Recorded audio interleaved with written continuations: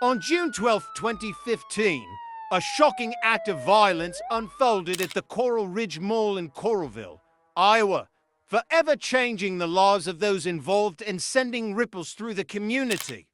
Andrea Farrington, a vibrant 20-year-old woman, was fatally shot while working at the mall's Welcome Center.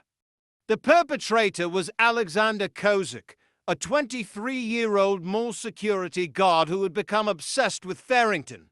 This tragic event would lead to a high-profile trial, raise questions about workplace safety, and leave lasting impacts on the families involved and the broader community. But first, subscribe to our channel for more content, and don't forget to share it with your friends and family. Andrea Farrington was described by those who knew her as a young woman full of life and potential.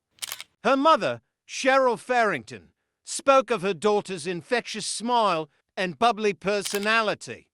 At just 20 years old, Andrea was working at the Welcome Center outside the Iowa Children's Museum in the Coral Ridge Mall, a job that put her in contact with many people daily, including Alexander Kozak. Alexander Kozak, 23 at the time of the murder, was employed as a security guard at the Coral Ridge Mall. His role at the mall brought him into regular contact with Andrea Farrington, leading to a relationship that would ultimately turn fatal. Kozak's background and mental state would become central points of discussion during the subsequent trial. The relationship between Farrington and Kozak was primarily conducted through text messages. Court testimony revealed that the two had exchanged hundreds of messages, but their relationship never became physical. Despite the seemingly casual nature of their interactions, Kozak developed an intense fixation on Farrington. Alexander Kozak's harassment of Andrea Farrington began subtly, but escalated into increasingly troubling behavior. Kozak, who worked as a security guard at the Coral Ridge Mall, initially engaged Farrington in a texting relationship that became flirtatious. Despite his marital status, which he concealed from Farrington, Kozak's obsession grew. He left a note on Farrington's car apologizing for his behavior and inviting her to a Jason Aldean concert in Kansas City.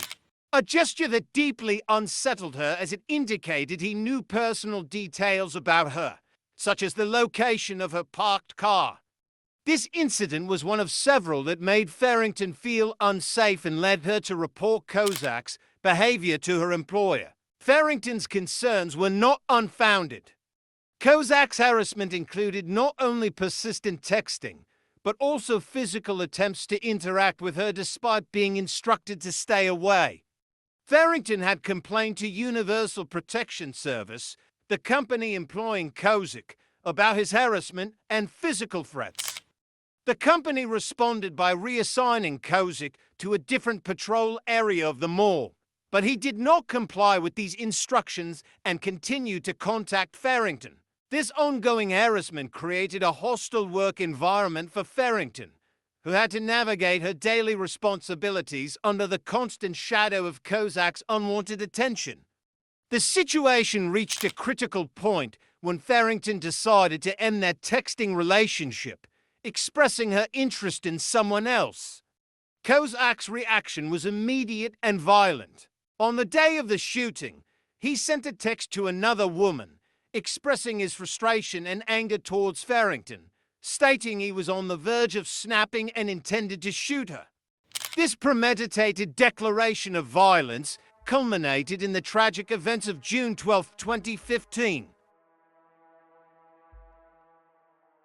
On June 12, 2015, the situation between Farrington and Kozak reached a tragic climax. Earlier that day, Farrington had ended their texting relationship and informed Kozak that she was interested in someone else. This rejection appears to have been the trigger for Kozak's violent actions. At approximately 7:30 p.m. on June 12th, Kozik approached Andrea Farrington as she worked at the Welcome Center. In a horrifying act of violence, he shot her 3 times in the back. The mall, typically a place of leisure and commerce, was suddenly transformed into a scene of terror and chaos. After the shooting, Kozik fled the scene. Witnesses at the mall, including former Army medic Dorian Potter, attempted to save Farrington's life using makeshift medical supplies. Despite these heroic efforts, Andrea Farrington succumbed to her injuries. Following the shooting, law enforcement launched an immediate manhunt for Alexander Kozik. He was apprehended later that same evening while driving on Interstate 80. The quick arrest prevented any further violence and marked the beginning of the legal process.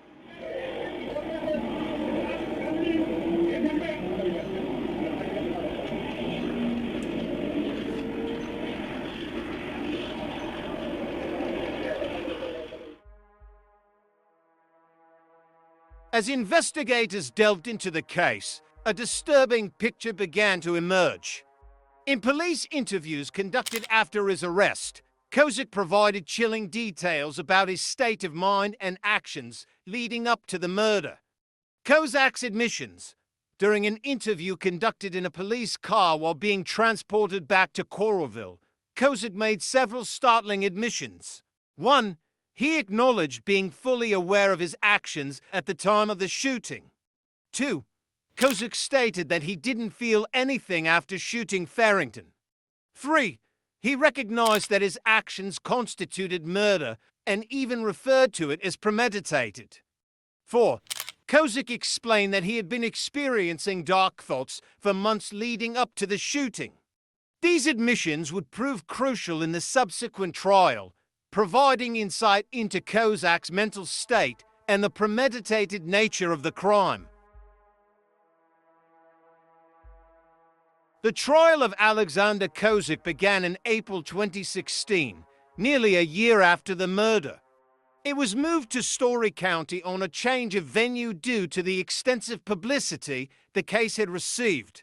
Prosecution's case. The prosecution, led by Johnson County Attorney Janet Linus, argued that Kozik's actions were those of a jealous and angry man who had carefully planned the murder. They presented evidence of Kozik's detailed recollection of the events and his admission that the act was premeditated. Linus also challenged the defense's claims about Kozik's mental state, arguing that any personality disorders he might have did not prevent him from planning and carrying out the murder. Defense strategy. Kozik's defense team, while not disputing that he had killed Farrington, pursued a strategy of diminished responsibility. They argued that Kozik suffered from mental disorders that caused him to snap when Farrington ended their relationship. The defense presented testimony from Dr. William Logan, who diagnosed Kozik with intermittent explosive disorder. However, the prosecution countered that this diagnosis did not meet the criteria for the disorder, as Kozik had no previous outbursts of violence. Key evidence. Several pieces of evidence played crucial roles in the trial. 1. Text messages between Kozik and Farrington, which the defense used to argue that Farrington had been batting him back and forth like a ping pong until he snapped. 2. Kozik's recorded interviews with police, in which he calmly recounted the events and admitted to premeditation. 3. Testimony from mall employees and witnesses to the shooting. The verdict. After a trial lasting approximately a week and a half, the jury reached a verdict on April 25, 2016. After only about 90 minutes of deliberation, they found Alexander Kozik guilty of first-degree murder. On June 6, 2016, Alexander Kozik was sentenced to life in prison without the possibility of parole, the mandatory sentence for first-degree murder in Iowa. The verdict and sentencing brought a measure of closure to Andrea Farrington's family. Her mother, Cheryl Farrington, expressed some solace in knowing that Kozik would spend the rest of his life in prison. The family wore Justice has been served t-shirts to the sentencing, emphasizing their relief at the outcome. For Kozak's family, including his mother Cindy McComas, his sisters, and his wife Kelly Kozak, the verdict was devastating. They were visibly emotional in the courtroom as the guilty verdict was read. In January 2016, Andrea Farrington's parents, Cheryl and David Farrington, filed a lawsuit against several parties they believed shared responsibility for their daughter's death. The defendants included 1. Universal Protection Service, Kozak's employer. 2. Coral Ridge Mall. 3. General Growth Properties, the mall's management company. 4. Alexander Kozak. The lawsuit alleged that Farrington had complained to Universal Protection Service about Kozak harassing and physically threatening her. According to the suit, the company had instructed Kozak to stay away from Farrington and assigned him to a different patrol area, but he did not comply and continued to harass and contact her.